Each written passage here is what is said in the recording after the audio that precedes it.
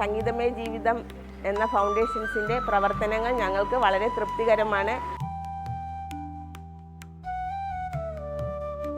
അപ്പോൾ നമ്മളെ കുട്ടികളെല്ലാം അവരുടെ കൂടെ ജോയിൻ ചെയ്തു. നമുക്ക് പാട്ടും അല്ലേ ഡാൻസും ഒക്കെ ഉണ്ടായിരുന്നു. അതിനുശേഷം ഫുഡ് കഴിച്ച് ഇപ്രാവശ്യത്തെ ന്യൂ ഇയർ എന്ന് പറഞ്ഞാൽ വളരെ എൻജോയ് ചെയ്തൊരു ന്യൂ ഇയർ ആയിരുന്നു.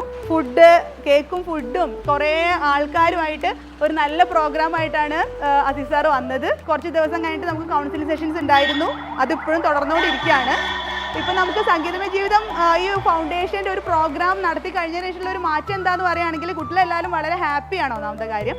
പിന്നെ എന്താണെന്ന് വെച്ചിട്ടുണ്ടെങ്കിൽ ഇവർക്കൊരു പ്രതീക്ഷയുണ്ട്. ഇനി നെക്സ്റ്റ് ഇവർ എന്താ, അവർ ഇടയ്ക്കിടയ്ക്ക് ചോദിക്കും ചേച്ചി നെക്സ്റ്റ് എന്താ അവർ വരുന്നത്, നമുക്ക് എന്താ കൊണ്ടുവരുന്നത് അല്ലേ. സംഗീതമയ ജീവിതം വന്നതിൽ പിന്നെ ഇവിടെ പെരുമാറ്റത്തിലൊക്കെ നല്ല മാറ്റങ്ങളുണ്ട്. ഇവരുടെ മുഖത്ത് നല്ല സന്തോഷമൊക്കെ തോന്നുന്നുണ്ട്. പ്രത്യേകിച്ച് കൗൺസിലിംഗ് ഇടപെടൽ അവർക്ക് വളരെ സന്തോഷം നൽകുന്നതാണ്. അവരുടെ ഇങ്ങനെയുള്ള പ്രോഗ്രാമുകൾ ചെയ്യാൻ ഇവർക്ക് സാധിക്കട്ടെ എന്ന് ഞങ്ങൾ പ്രതീക്ഷിക്കുന്നു.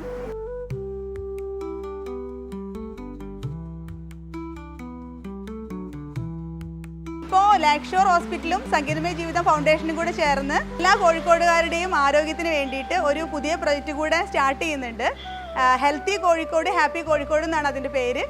ഈ പ്രൊജക്റ്റിലൂടെ സംഗീതമയ ജീവിതം ഫൗണ്ടേഷന് അത്ഭുതങ്ങൾ സൃഷ്ടിക്കാൻ കഴിയുമെന്ന് ഞങ്ങൾക്ക് ഉറപ്പുണ്ട്. ഞങ്ങളുമുണ്ട് കൂടെ.